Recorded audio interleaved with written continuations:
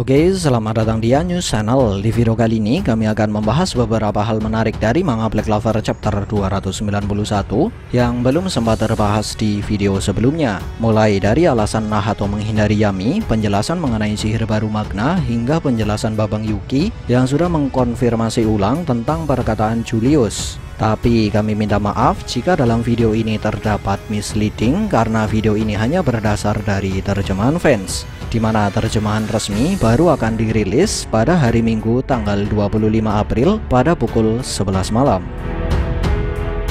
Dan seperti biasa, sebelum masuk ke dalam pembahasan, jangan lupa untuk klik like, share, subscribe, serta tekan tanda loncengnya juga ya. Terima kasih.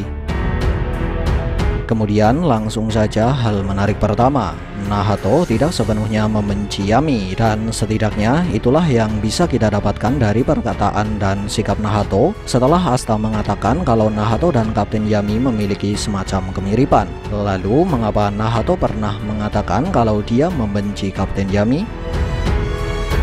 Ya, tentu saja karena ketika dia melihat Yami, dia akan teringat dengan masa lalunya, di mana Nahato sendiri adalah orang yang sangat membenci masa lalunya dan mengaku tidak akan pernah memaafkan kesalahan yang sudah dia perbuat di masa lalu.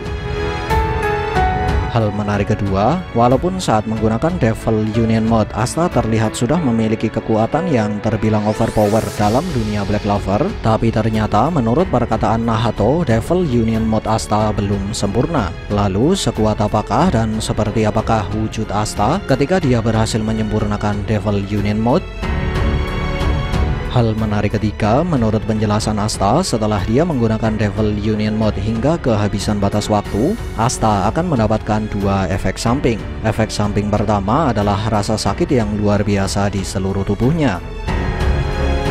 Efek samping kedua adalah Asta tidak bisa menggunakan Devil Union Mode dan Black Foam selama 30 menit, di mana efek samping kedua ini sudah mengisyaratkan kalau Asta sama sekali tidak bisa menggunakan kekuatan anti sihir selama 30 menit. Atau dengan kata lain, Asta akan kehilangan kekuatan anti sihir untuk sementara waktu.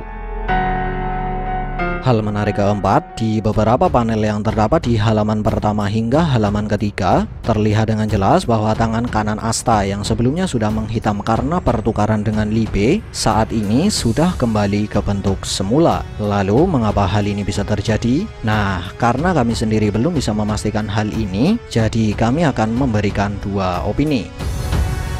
Opini pertama, ada kemungkinan kalau ada kesalahan gambar pada tangan Asta. Mengingat di beberapa chapter sebelumnya, tangan kanan Asta selalu terlihat berwarna hitam walaupun Asta sudah kehabisan tenaga. Bahkan setelah dia berhasil mengalahkan Majin Speed di Kerajaan Clover dan dia kehilangan Devil Union Mode, pada saat itu tangan kanan Asta masih terlihat berwarna hitam. Tapi opini pertama ini bisa dikatakan cukup meragukan karena Babang Yuki sangat jarang melakukan kesalahan yang sama dalam 3 halaman sekaligus.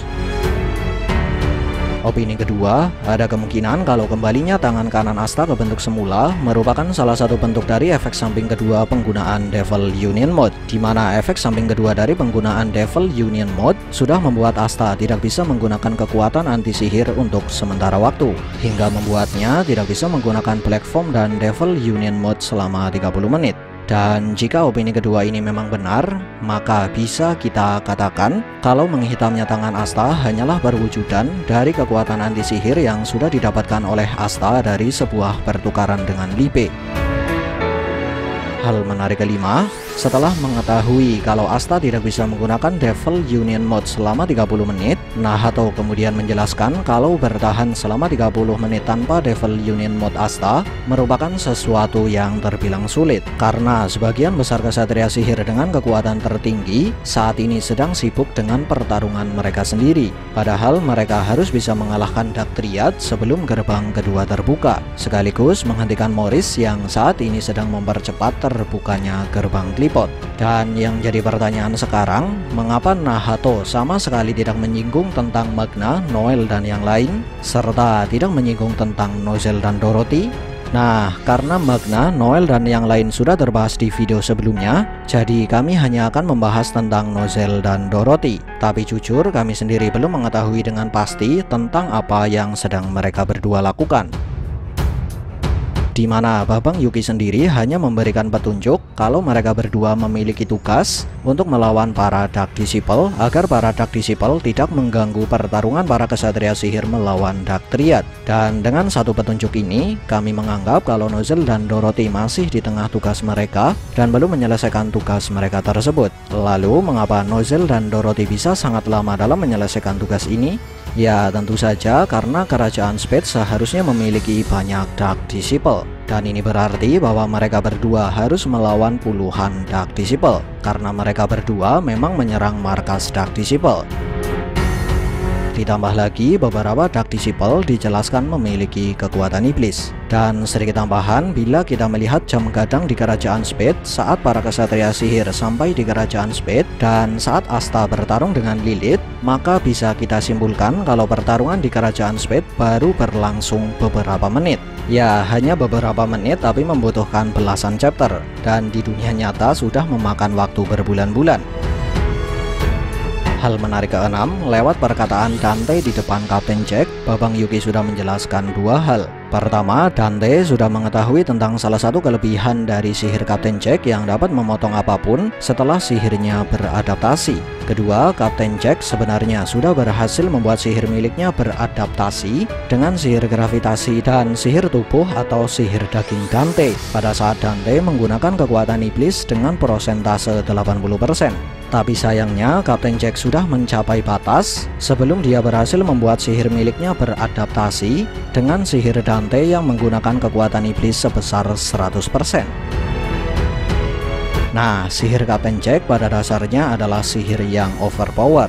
Tapi karena dia hanyalah rakyat jelata, jadi dia tidak memiliki kekuatan sihir sebesar para bangsawan, hingga membuat Kapten Jack harus membuat sihirnya beradaptasi sebelum dia kehabisan kekuatan sihir. Ditambah lagi, semua penguatan fisik Kapten Jack seperti misalnya reinforcement magic yang dia gunakan semuanya bergantung pada kekuatan sihir.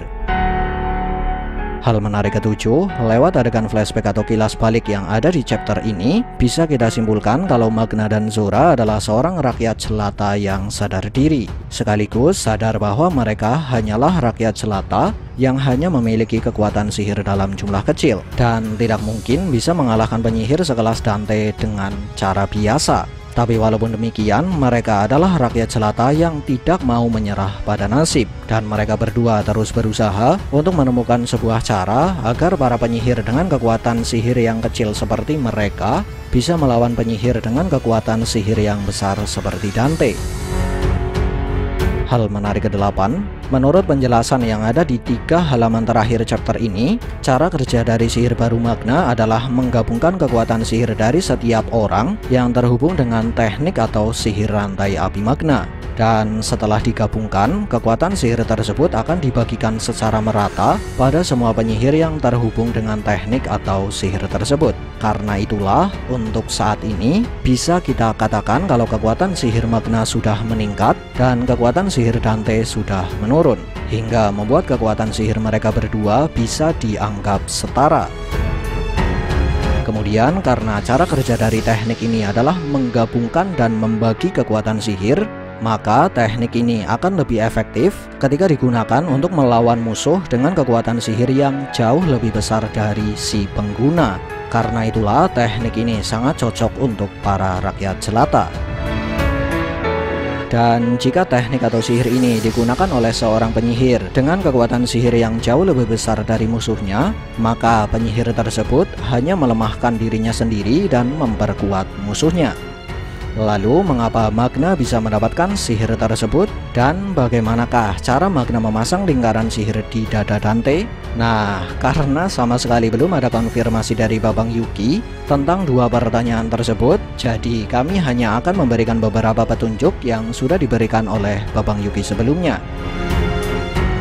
Petunjuk pertama, menurut perkataan Julius Novachrono di episode 93, atau tepatnya saat Julius sedang bertarung dengan Patri, Julius sempat menjelaskan bahwa semua sihir sebenarnya memiliki potensi untuk berkembang. Entah itu sihir dari seorang rakyat jelata maupun sihir dari seorang bangsawan. Bahkan Julius sempat menjelaskan kalau potensi dari manusia dan sihir sama-sama tidak memiliki batas. Petunjuk kedua, sejak awal cerita atau tepatnya di episode 10, Babang Yuki sebenarnya sudah menjelaskan kalau sihir api milik Magna sebenarnya memiliki kemampuan spesial yang dapat digunakan untuk menyegel sihir. Dan jika kita gabungkan dengan petunjuk pertama, maka sangat wajar jika Magna bisa mengembangkan kemampuan spesial dari sihir api miliknya. Petunjuk ketiga, di setiap ujung sihir rantai api Magna terlihat ada semacam lingkaran sihir, dan lingkaran sihir tersebut digambarkan memiliki pola yang serupa dengan lingkaran sihir milik Zora saat Zora menggunakan counter trap. Ditambah lagi, Zora pernah menjelaskan kalau setiap pola atau huruf yang terdapat dalam sebuah lingkaran sihir akan memberikan efek yang berbeda, di mana semakin rumit pola dari lingkaran sihir, maka efek yang didapatkan akan semakin kuat atau semakin efektif. Tapi, untuk menciptakan lingkaran sihir yang rumit, seorang pengguna membutuhkan waktu yang lebih lama. Dan sepertinya Magna sudah memanipulasi beberapa efek dari sihir miliknya dengan lingkaran sihir tersebut. Kemudian karena lingkaran sihir pada sihir baru Magna terlihat mirip dengan lingkaran sihir counter trap Zora, maka sangat masuk akal kalau Zora lah yang sudah mengajarkan cara menggunakan lingkaran sihir kepada Magna. Petunjuk keempat, Dante terlihat sudah terkena 2 bola sihir dari Magna, di mana bola sihir pertama adalah sebuah bola sihir yang terlihat melewati semacam asap atau abu sebelum meledak di tubuh Dante. Dan bola sihir kedua adalah sebuah bola sihir yang dilemparkan secara langsung oleh Magna sesaat sebelum rantai api Magna muncul di tubuh Dante dan Magna. Lalu karena hal inilah kemudian muncul 2 kemungkinan tentang sihir baru Magna. Pertama, ada kemungkinan kalau lingkaran sihir di tubuh Dante merupakan lingkaran sihir yang sudah dibuat oleh Zora dengan sihir abu.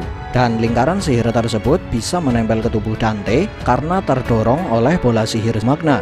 Lalu jika hal ini memang benar, maka ada kemungkinan kalau sihir baru Magna merupakan sihir gabungan. Kedua, ada kemungkinan kalau sihir baru Magna merupakan sihir yang berasal dari Magna sendiri dan bukan sihir gabungan. Mengingat lingkaran sihir dan rantai api baru terlihat muncul setelah Magna melemparkan bola sihir kedua. Dan jika hal ini memang benar, maka cukup masuk akal jika Magna sudah menguasai cara penggunaan lingkaran sihir, dan dia menempelkan lingkaran sihir ke tubuh Dante saat dia melemparkan bola sihir kedua. Lalu yang jadi pertanyaan sekarang, apakah teknik atau sihir baru Magna ini akan memiliki efek samping? Lalu jika sihir baru Magna memiliki efek samping seperti apakah yang akan didapatkan oleh Magna? Menarik untuk kita nantikan. Sekian dari kami, and see ya!